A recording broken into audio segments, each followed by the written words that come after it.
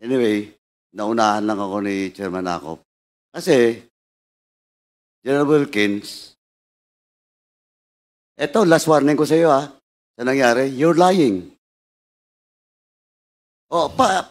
Gusto mo i-cite ko na? Paano pa yung mukha mo eh? You're not respecting this committee. And I warn you, this will be the last.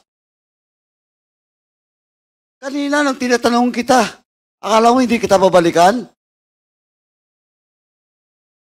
Now you admit that it's all about your command responsibility. Well, in fact, magtuturuan na, aserto, dinideny mo. Of course, your words against the words of aserto. Now, eto si Jed. Did you really interrogate personally, Jed Pilapil?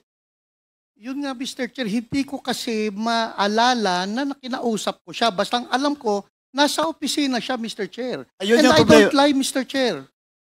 You're not lying, you lie. Just a few minutes ago. Sa harap ko.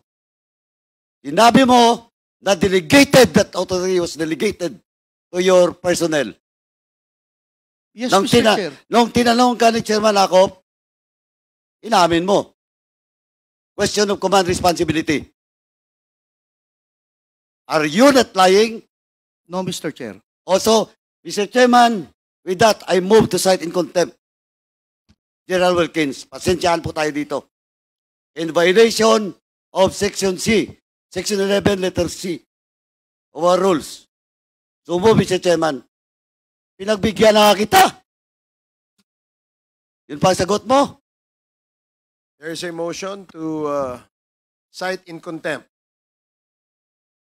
General Wilkins Villanueva for violating Section 11, paragraph C, refusal to answer relevant questions from the committee. This was duly seconded. And do I hear any objection? Hearing none, the motion is approved.